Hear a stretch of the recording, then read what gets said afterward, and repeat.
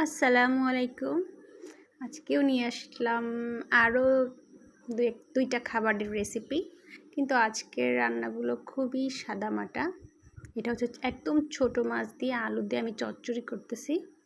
তো প্রথমে যে মশলাটা দিয়েছিলাম ওটা হচ্ছে জিরা রসুন বাটা, খুবই সামান্য পরিমাণ। তারপরে পেঁয়াজ হচ্ছে কাটা পেঁয়াজই দিয়েছি। তারপরে একে একে মরিচ, হলুদ, ধনিয়া গুঁড়া, লবণ এবং সব শেষে আমি দিয়ে দিব হচ্ছে তেল।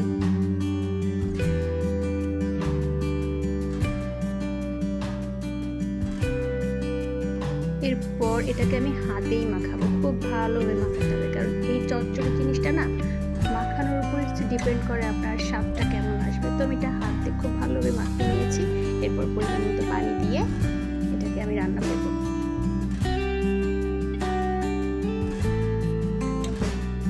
ব্যাস, ঢেকে দিলাম। এই দেখো, এখনো এটা টানবে, অনেক পানি টানবে। একদম শেষের দিকে আমি একটু টমেটো কুচি দিয়ে দিচ্ছি। আর এই যে হচ্ছে ফাইনাল লুক। ইনশাল্লাহ ভালোভাবে খেতে নেবি। আর এক পাশে আমি দিয়ে দিচ্ছি হচ্ছে আজকে পাবদা মাছ রান্না করবো। তো তার জন্য পরিমাণ মতো হচ্ছে ওই একই রেসিপি, মশলা, হালকা রসুন বাটা, পেঁয়াজ কুচি, হলুদ, ধনিয়া গুঁড়া এগুলো একটু কষাই করে নিচ্ছিলাম। যেহেতু এই মাছটা হচ্ছে আমি অফ ক্যামেরা ভেজে নিয়েছি, তো ওটা হচ্ছে দেখাচ্ছি না।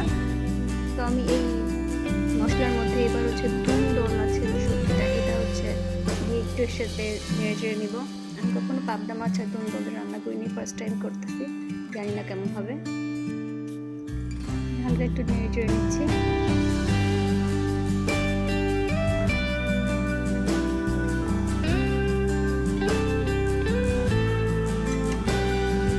একটু পানি দিইনি, কিন্তু নাড়ার পরে একটু ঢেকে দিয়েছিলাম। তারপরে এই ঝোল থেকে একটু পানি বের হয়েছে, সেই পানির মধ্যে এবার আমি হচ্ছে ভাজা পাবদা মাছগুলো একে একে দিয়ে দিচ্ছি।